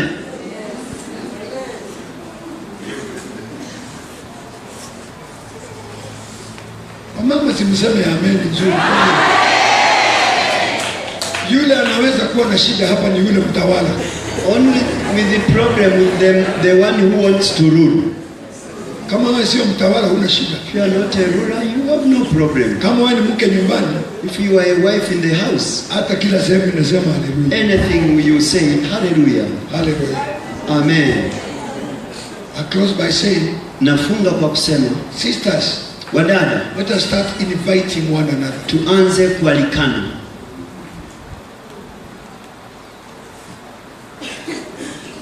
Kenyans, Wa Kenya, invite those sisters who are established to come and walisheni hawa wamama ambao wameimarika waje huko in your fellowships in Kenya. kwenye ushirika wenu. Shinyanga sisters, Wadada wa Shinyanga, invite some sisters, waalikeni wadada even from Kenya. kutoka Let's Kenya. not wait for 12 months Msisubiri miezi 12 that we meet in a conference. alafu tukutane kwenye mikutano. No, Hapana, let's invite one another. hebu tukaribishane. Talk to the pastors. Ongea na mchungaji. We want some sisters Tunahitaji akina dada waje from Kilimanjaro kutoka Kilimanjaro to come to Mugumu. waje Mugumu. And Gomoa will just organize some sisters. Gomoa anaweza kuandaa wadada hapo. He knows those women who are well. Anawajua wadada ambao ni wazuri, Then they go to Mugumu. alafu wanakuja Mugumu. Let's build that fellowship. Tujenge huo ushirika, Let's build it. hebu tuijenge. We need to build it seriously. Tunataka kujenga, We want to hear tunataka kusikia the women of Umos Musoma wadada kutoka Msoma coming to Nairobi. wanakuja Nairobi. We want to hear Tunataka kusikia the women of Dar es Salaam wadada wa Dar es Salaam are going to Morogoro. wanaenda Morogoro. We want to hear Tunataka kusikia the women of Sumbawanga wadada wa are Sumbawanga going to Mbeya. wanaenda Mbeya. We want to hear Tunataka kusikia there is a fellowship, kuna mahusiano, there is a ushirika, movement, kuna mtembeo, there is fire. kuna moto. Let's invite one another. Tualikane mtu na mwenzake. Those women meetings must be in every church. Mikutano kila mahali kanisani lazima iwepo, And those little meetings and seminars, na hizo semina ndogo ndogo hizo, invite some sisters. mwalike wa kina dada. Invite my wife. Mwalikeni mke wangu, Invite Frida. mwalikeni Frida, Invite Mama Razaro. mwalikeni Lea. I tell you, this woman preaches, huh? Nakwambia huyu dada mhubiri huyu, She preaches very well. akihubiri huyu anahubiri kweli kweli. Huyu Amos mnaona amenyamaza hapa. Siku moja alihubiri nikauliza ametokea ya watu, now she is commanding you everywhere. kumbe sasa anaamrisha kila jambo hapa. She is here, she is everything. Yuko kila kitu anafanya. Do you know what is happening? Unajua nini kinatokea? We are all growing. Wote tunakuwa, We are all growing. wote tunakuwa, Everybody is growing. wote tunakuwa. Amen. Amen. We are all growing. Wote tunakuwa, And we must desire to grow. lazima tutamani Na kukua. ujue ukitoka kwenu ukitumwa, When you come from your place and you are sent, usitoke. Lazima mchungaji akutume the pastor must send you na kuombea. and pray for you. Ukitumwa kuna mamlaka unaenda If nayo. you are sent, the authority is there. Kuna upako. There is anointing. Na utahubiri mpaka watu waulize ni yule dada yule. You will preach and they will ask, is it the same? But let's Usishinde invite one another. Let us be able to karibishana. Bwana asifiwe sana. Amen. Amen, sisters. Amina. How many are ready to go and serve God in their area? Wangapi wataenda kumtumikia Bwana huko You want to wanakoelekea? go serve Jesus wherever you go. Utaenda kumtumikia Bwana Yesu kule unakoelekea. So we send you with grace, Kwa hivyo tunakutuma na neema and we pray that na tunaomba all will be well. kwamba kila kitu kitakuwa sawa. I want to put some announcement a little bit. Nataka kutoa matangazo kidogo. First of all is to thank all people, and mainly the sisters from Kilimanjaro and all the team here. Cha kwanza nataka niwashukuru watu wote, hasa wa mama wa Kilimanjaro na wengine wote hapa. I know to organize and plan a meeting is not easy. Najua kuandaa mkutano na kupanga ni kazi, sio kitu rahisi. But on behalf of the team that has come, Lakini kwa niaba ya timu ambayo imekuwepo hapa and from all of you, na kwa wewe nyinyi nyote, Brother Ngomo, we want to really thank you. tunataka kukushukuru ndugu yetu Ngomuo With our sister, your wife, na dada yetu mke wako all the sisters here, na wadada wote ninyi mlio the hapa elders here, na wazee wote mlio hapa for the way you have worked for this conference. kwa kile ambacho mmekifanya kwa ajili ya mkutano huu. May the Lord bless you. Mungu awabariki It sana. has been very good. Imekuwa safi sana. Very good. Imekuwa nzuri sana. Wapendwa, hamukusikia vizuri? Have you not seen good? Mnasemaje? Si mngashukuru kwa makofi mazuri.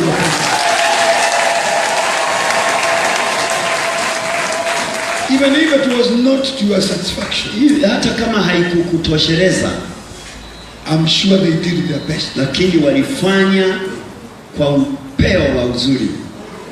May the Lord bless you. Mungu awabariki sana. We are very, very grateful. Nyinyi tumefurahia sana. Very, very grateful. Tunashukuru sana. Then we have our conference this year. Tunao mkutano tena mwaka. We have our hub conference this year. Mkutano What do we mwaka huu, our hub conference, yeah, regional conference. mkutano wa eneo letu la Afrika Mashariki. This meeting is taking place in Dar es Salaam. Mkutano huo utafanyika Dar es Salaam tena. Utarudi Dar es Salaam. We are going back to Dar es Salaam. Tunarudi Dar es Salaam. A place called Kibaha. Sehemu inaitwa Kibaha. We're going back there. Tunarudi Kibaha. That is the 15th of August to the 17th. Hiyo ni tarehe 15 mpaka 17 mwezi wa 8. I want to encourage all of you. Nataka niwatieni moyo wote. All of you. Wote. Even if we are saying it's leaders meeting, hata kama tunasema ni wa viongozi, mimi ningefikiri hata wewe ukija huko hakuna mtu atakufukuza. Even if you come, no one will chase you away. I want to welcome all of you. Let's flock there. Ningependa hebu tumwagike hapo. We want to hear God. Tunataka kumsikia Mungu. Amen. Amen. And make sure na uhakikishe that pastor in your area, mchungaji yule kwenye maeneo yako, who is not in our network, ambaye hayuko kwenye nani zetu, mtandao wetu, is welcome to come. Please make sure you bring a pastor. Anakaribishwa. Kwa hivyo tafadhali jitahidi kumleta, or a church leader, au kiongozi wa kanisa. I believe it is going to be a wonderful meeting. Naamini utakuwa ni mkutano wa ajabu wa kipekee. 15 to 17 of 15 mpaka 17 mwezi wa 8. Please pray for those meetings. Tafadhali tuiombee hiyo mikutano, and let's believe God. Na tumwamini Mungu. Amen. Amen. And we as East African churches, na sisi kwa makanisa ya Afrika Mashariki, we have a portion to give. Tuna sehemu tutakayoitoa. We are giving $10,000. Tunatoa $10,000 East African churches, kwa makanisa yetu hapa ya $10,000. $10,000. So because that meeting the budget is $40,000. Kwa sababu hiyo bajeti yake ni $40,000 or a little bit more. Na hata inazidi hapo. I think it's a little bit more. Nafikiri itazidi hapo. I can't remember exactly. Sikumbuki sawa sawa. But we are giving $10,000. Lakini tumepewa 10 tu. So every area will be given a portion. Kwa hivyo kila eneo litapewa sehemu. I want to encourage you because you come from everywhere. Nataka niwatie moyo kwa sababu ninyi nyote mnatoka mahali tofauti tofauti. The portion that you will be asked to give by your leader, sehemu ambayo tutapewa kuichanga, please give it willingly. Tafadhali utoe kwa upendo, kwa kupenda. Kama kuna mtu anaweza kuuza ng'ombe, if someone can sell a cow, please sell it for tafadhali uza. Whatever you can do, chochote unachoweza fanya, please do it. Tafadhali fanya. You know there is a brother in Nairobi. Unajua kuna ndugu pale Nairobi wakati fulani, when he heard the gospel, alipopokea injili, oh I tell you, nakwambia, and we were struggling to pay a ticket for the preacher. Na sasa tulikuwa tunahangaika kulipa tiketi kwa ajili ya mhubiri. He said, Brother Stephen, akasema, ndugu Stephen, I am paying that for that ticket. Nitailipa hiyo tiketi. And the ticket was about $900. Na ilikuwa ni kama 900. When the gospel becomes so sweet, Injili inapokuwa ni tamu, we can give everything. tunatoa kila kitu. May the Lord help us. Na Bwana atusaidie. We give for that meeting. Tunatoa kwa ajili ya mkutano huu. And we pray for that Na meeting. tunauombea. Let's pray that the Lord minister to us. Tuombe kwamba Bwana atuhudumie. Amen. Amen. And we also pray for the CTMI program. Alafu tuiombee CTMI, mipango yote ya CTMI. The doors are opening everywhere. Milango inafunguka kila mahali. Africa has opened the doors. Afrika imefunguka milango. We thank God for the gospel. Tunamshukuru Mungu kwa Injili. And as I said, Na kama nilivyosema, we have also follow-ups. sisi tena tuna mikutano ya kufuatilia. The main purpose of those following us Sababu ya kufuatilia hao watu is to make sure we invite kujaribu kuwatia moyo watu church leaders to come to the viongozi kuja kwenye ule So mkutano. there will be some follow-ups in different regions and districts. Kwa hivyo kutakuwa na ufuatiliaji kwenye maeneo yetu mbalimbali, Kilimanjaro, Kilimanjaro, kanda ya Ziwa, Kenya, popote Kenya, Uganda. We are sending teams tunasukuma watu to go and encourage pastors waende wawatie moyo and church leaders wachungaji to come for the na conference. viongozi wa And makanisa if waje. you want to accompany those people, Na ukitaka kuungana nao, please, you're welcome to do that. unakaribishwa kwenda nao. Let's have the heart Hebu tuwe na moyo of extending the gospel. wa kupanua ufalme. Our international conference in Mauritius Mkutano wetu wa kimataifa Mauritius is in May. utafanyika mwezi wa 5, 8th of May to the 13th. tarehe 8 mwezi wa 5 mpaka 13. This is a meeting of all of us. Huo ni mkutano wa kila mmoja wetu. I'm looking for a time I will go with more than 50 people. Ninaangalia muda, kuna siku niende na zaidi ya watu 50. So I encourage you. Kwa hivyo nakutia moyo, If you can afford a ticket, kama unaweza kuiweza hiyo tiketi, please let us attend that conference. tafadhali twende kwenye mkutano huo. Sawa people. Amina. If you can afford it, Kama unaweza faulu, it's about $900. ni kama dola 900. Let's go to Mauritius. Tunaenda, tafadhali twende 8th to the 13th of May.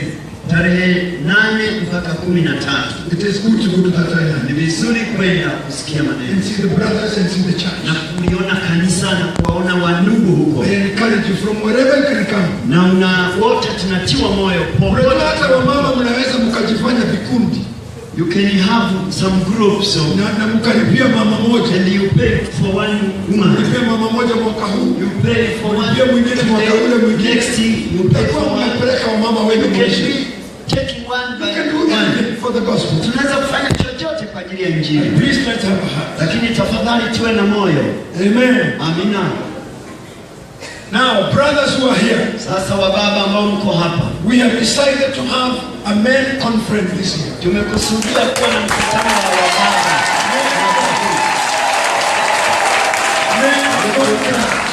conference ya wababa. And I want to emphasize here. Nataka nisisitize hapa, Nyinyi wanawake watumeni waume zenu kwa mkutano huo. you women send your men to that meeting. Na ukiona anaenda polepole akijivuta, If you see he's just kumbushe kila very siku. slow, remember him We now. have always been behind him, women conference. But this time, Kipindi hiki we want men. tunataka wababa. Do we have men here? Can you stand? Hebu wababa Please. simameni juu tafadhali. If you are a man, stand. Please. Juu kama wewe ni mwanamume. Please. Tafadhali. Please. Tafadhali. Please. Tafadhali. Please. Tafadhali. If you are a man, Tafadhali kama ni mwanamume. is there any man sitting? Kuna mwanamume bado amekaa hapo. Unajua mtu anaweza kujisahau. Unaona forget. Lakini that's why you forgot. Some are not very sure. Wengine asio hawana uhakika. Brother Makudu, Wakuli please tafadhali. do a big campaign in Dar es Salaam. Hakikisha kampeni inaingia Dar es Salaam. Make sure Hakikisha you bring a big team of men unaleta timu ya kutosha. para Nairobi Tu Nairobi. on the 30th of August. 13 Agosti. 30th. 31 Agosti. 30th August 30 Agosti to the 1st of September. mpaka tarehe 1 Septemba. Mwezi wa That is 9. men conference. Huo ni wanaume tu. wa huruma wa Kurechi unaitwa nini ile tawi liko pale hivyo bila ndugu wa hivyo nyongo Musanya kwa uhakikishe utasanya wote hakikisha wanaume wote Make sure all the men umeleta Nairobi. You bring to Nairobi. Amen wanaume.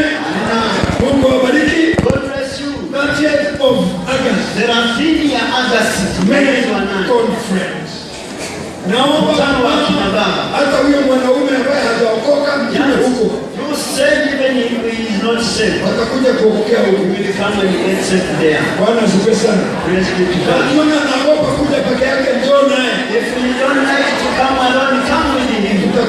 Tutakupa kazi ya We kufanya. will give you the work to do there. Wanaume wote tukutane. But make sure they are coming. Semeni Yesu ni mwema. Amen. Amen. The last and not the least. Na la mwisho ambalo sio jepesi. Next ladies conference. Mkutano wa wanawake. Kina mama. Zile Huko mwezi wa 4.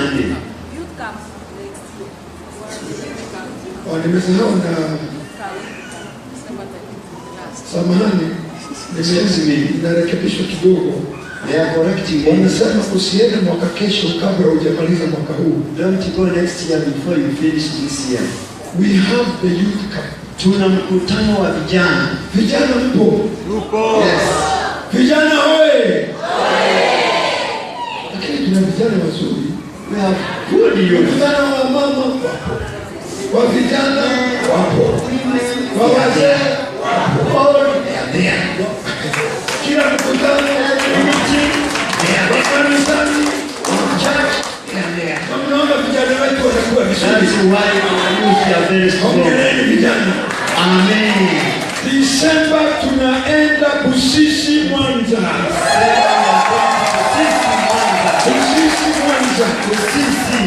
Hallelujah. Amen. Bwana ametupa mali yetu huko. God has given us a place there. Sasa vijana hatusumbuki tena. Now we will not be going everywhere. Unless Bwana aseme. Unless Mungu aseme. Bwana anaweza kusema. Akisema hatutapigana naye. God can say no. Lakini kwa sasa we cannot fight.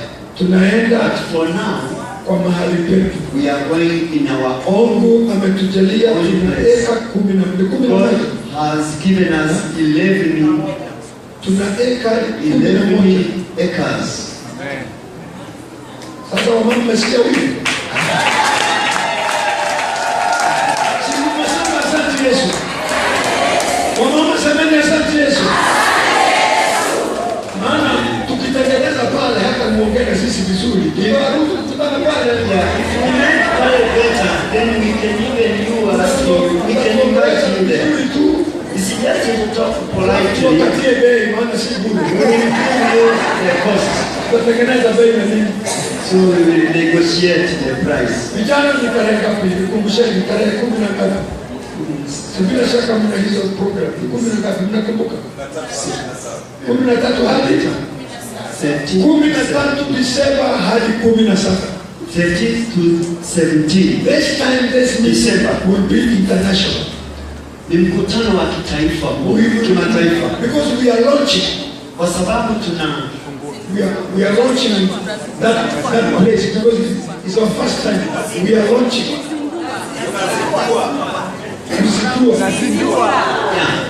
Tunazindua. We are launching our new ground. And we must go there. Lazima tuende pale. And even you women, you are welcome. Hata ninyi wamama tunawakaribisha. We are launching. Tunaenda kuzindua, twende pamoja. All of you, this time not only there people. Sio tu wadogo wa mama. Naomba ile kongamano nyingine. Every woman come.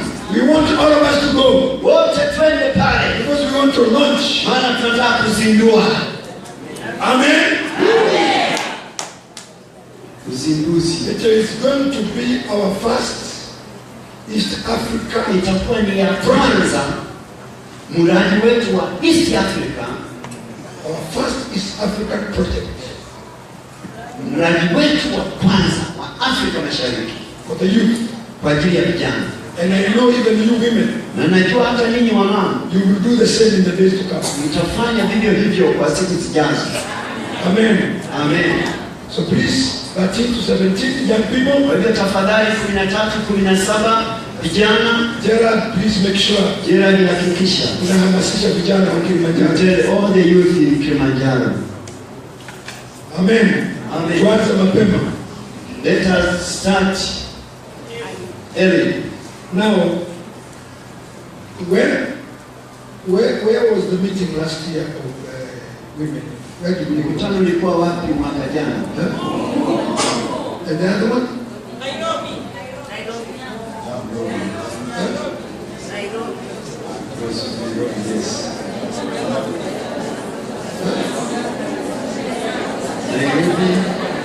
It was Nairobi. Ngumu. Nao Kilimanjaro.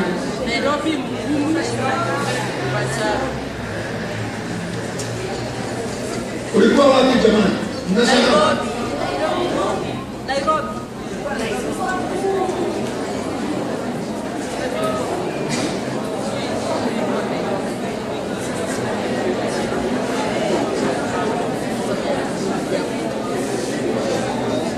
Mimi naona mnasahau. The last meeting was in Ngumu, the other one was Shinyanga. Where were you? When were we in Shinyanga when Mika preached? In Shinyanga. Before Nairobi.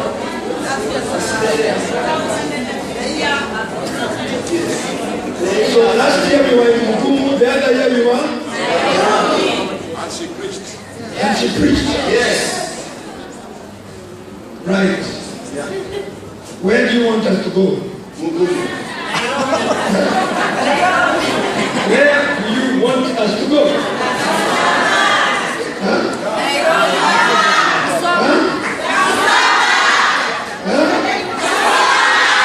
Atasema tena?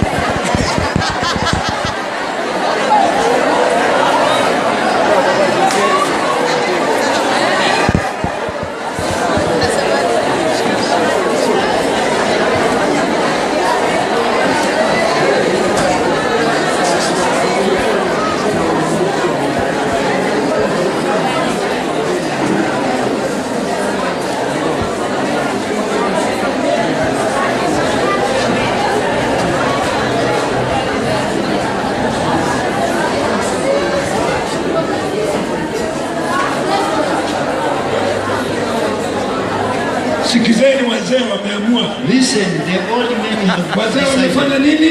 Wameamua. Wazee wamefanya nini? Wameamua. Wamesema mwaka huu tulikuwa Kilimanjaro. Wakasema mwaka jana tulikuwa Ngumu. Wakasema mwaka hiyo ingine tulikuwa Nairobi. Wakasema Shinyanga ilikuwa ni mwaka gani? Mwaka gani? 15. Ni miaka ngapi kutoka hapo?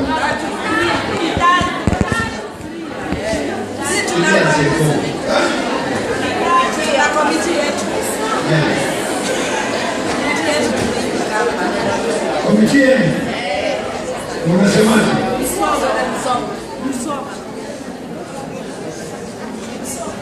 Kuna serikali hapa,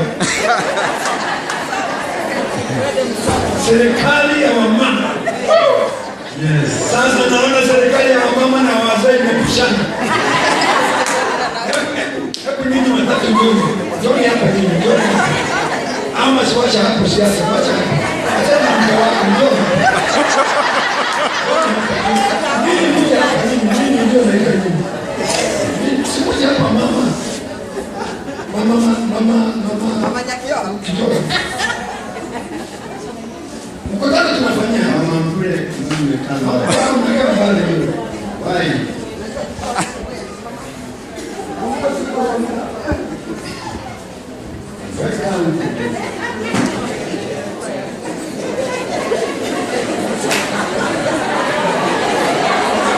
Haleluya.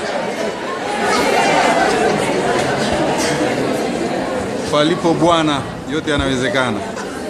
Amen.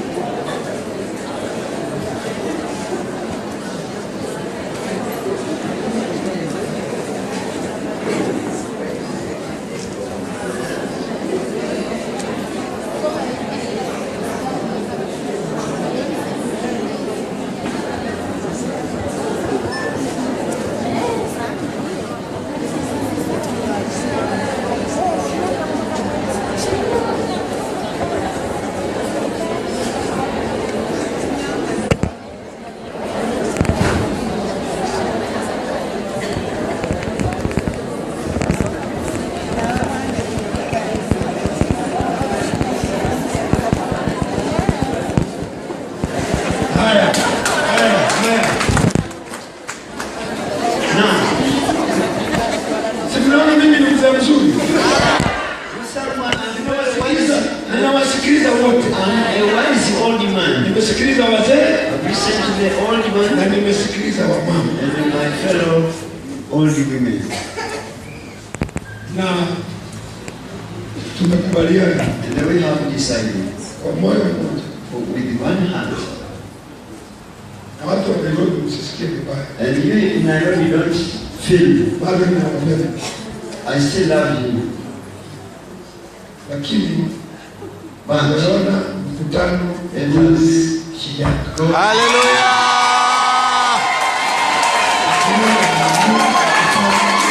they have decided to be in Shinyanga. Online pia wanaomba hivyo hivyo. Hata online wanasema wanaomba uje Shinyanga. Hata mnene. Yeah. Tunaomba wamama twende Shinyanga.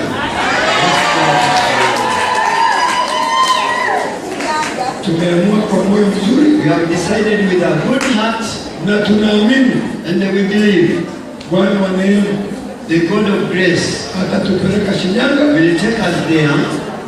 tutafika We will be there na tutarudi salama. and we will come back. Semeni Yesu ni mwema. Amen. Tuanze kujiandaa Let us start to prepare na kujipanga sawa sawa. and to put things well.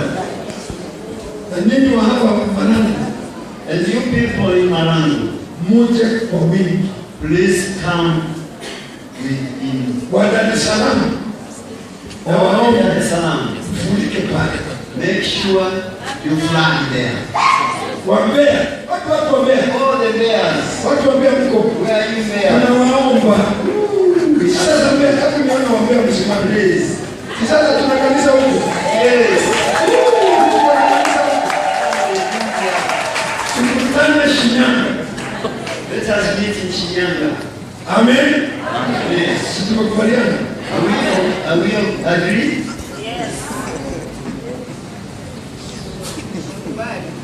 Kubali. Asante sana. Mimi naona mtaendelea. Sasa tulete vitabu hizi. Naomba vitabu leta sasa. Bring all the books now. Business project. Sasa tumalize. Let us finish this.